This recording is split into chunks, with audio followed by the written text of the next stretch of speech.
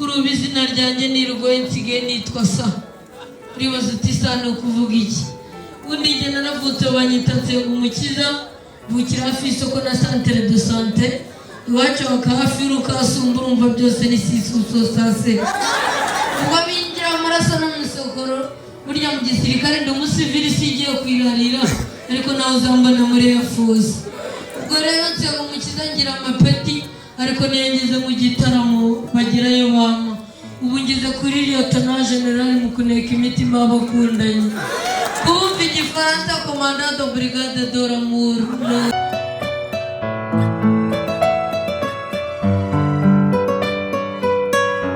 Uretse gato wumva aka kantu muri iki gihe tugezemo biragoye cyane kugira ngo uzabone umwana mutoya nk'uyu nguyu w'umuhanga cyane uvuga amazina y'inka ku rwego nk'uru nguru atungura benshi agatera emosiyo benshi ndetse biragoye cyane kugira ngo azavuge amazina y'inka mu bukwe hanyuma abantu benshi ntibishime by'umwihariko badatanye nimero ze ndetse bakamusigira izabo kugira ngo nabo azaze mu bukwe bwabo azabashimisha.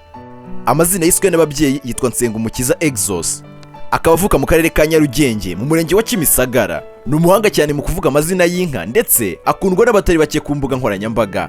Ubundi bwa mbere abantu bamumenye muri aka kavideo cyane. Abakameramani bakora akazi kabo kuko ufotora beza n'iyigora kandi no foto wajyana kuri banki bakaguha inguzanyo rwose. Ndabizi ushobora guhita wibaza uti se byagenze bite kugira ngo Nsengumukiza Exos ku myaka ya 15 abayigarura imitima ya benshi mu bukwe, abakuru, abana, ababyeyi bose muri rusange abayigarura imitima yabo ku rwego rwo hejuru cyane. Ese biterwa n'iki? Ese ubundi yabyinjiye mate? Ese byagenze bite? Hano ngiye gusasanurira akantu ku kandi nta kintu na kimwe dusimbutse ndetse tunagaruka kuri video ze zagiye zikora ku mitima ya benshi zitandukanye. Guhaye ikaze kuri ADMOUNT niyo.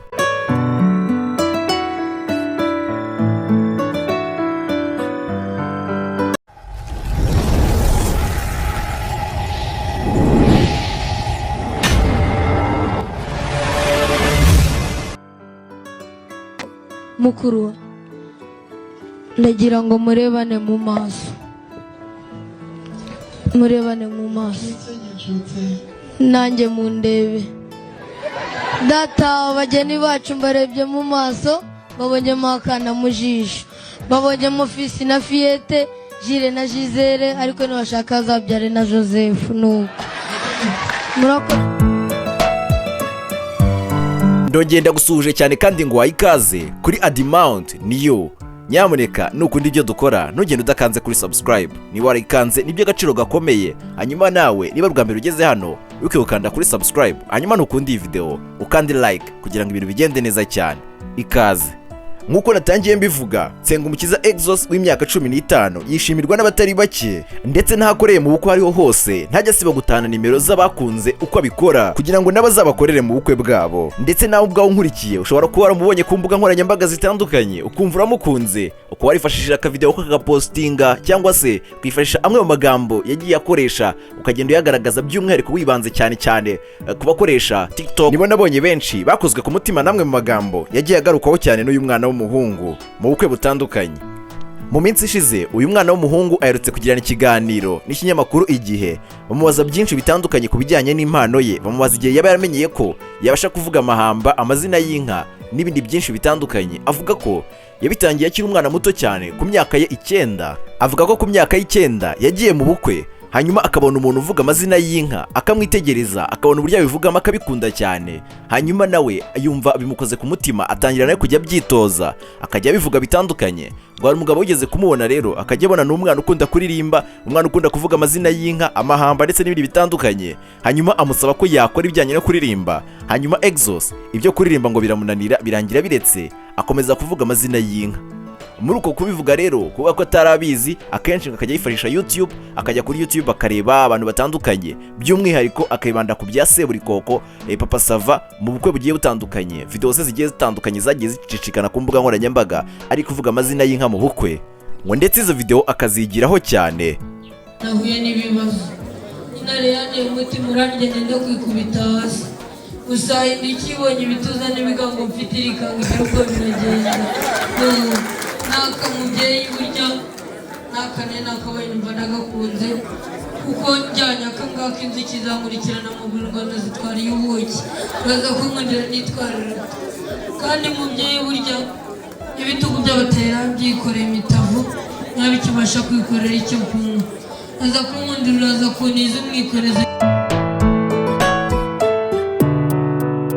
NSENGUMUKIZA EXOS rero ubwo yari yagiye mu bukwe ngo yabonye umugabo uvuga amazina y'inka arabikunda cyane, hanyuma aramutangira arangije kuyavuga nyine asohotse aramutangira aramubaza ati biriya n'ibiki wavugaga byari bimeze bite, wumvaga bimeze bite, amubazaho byinshi bitandukanye n'ibyo yavugaga. Aramubwira ati navugaga amazina y'inka, ati none se najye ko numva nshaka kuba nabivuga byagenda bite, nabikora nte? Aramubwira ati n'amazina y'inka ariko avugwa n'abantu bakuru, nta mwana ugiye avuga. Ngo nyuma yo kubwirwa rero ko nta mwana ugiye avuga byamuteye ishyaka rikomeye cyane no kwiga byinshi bitandukanye bijyanye no kuvuga amazina y'inka kugira ngo azace ako gahigo aba ari we mwana wa mbere uvuga amazina y'inka, ndetse bigakora ku mitima ya benshi.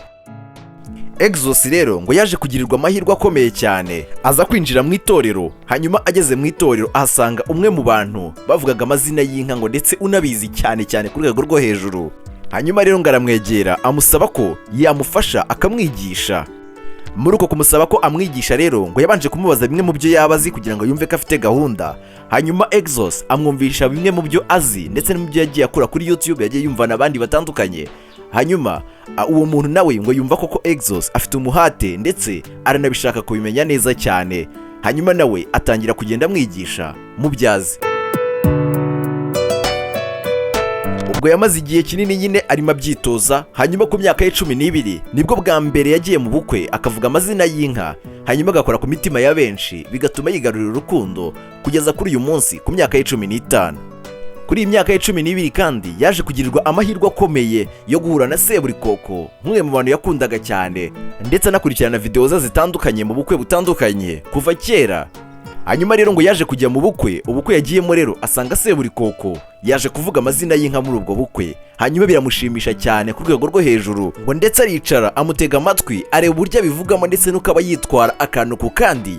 Hanyuma nawe atashye ageze mu rugo atangira kujya byitoza agakora nkawe neza kugira ngo nawe yigarurire imitima ya benshi. Kwitegereza neza rero ibyo Seburikoko yakoraga byaramuhiriye ndetse anabikora neza cyane ku rwego rwo hejuru kugeza kuri ubu ngubu akaba amaze kwigarurira imitima ya benshi ku mbuga nkoranyambaga. Ikindi kandi EXOS abikorana ubuhanga bukomeye, dore ko yamaze gutegura amwe mu mazina y'inka agombera kuvugira abakristo, abayisilamu ndetse n'abandi batandukanye bitewe n'imyemerere n'imyizerere yabo, ndetse kandi akabikora neza ntahabogamye ku buryo abakoreye bose bataha bishimye. Yewe n'ababishoboye bagafata amatelefoni yabo bagatangira gufata utuvideo dutandukanye kugira ngo nibagera mu rugo bereke abana babo ndetse n'inshuti zabo uko ubukwe bwagenze.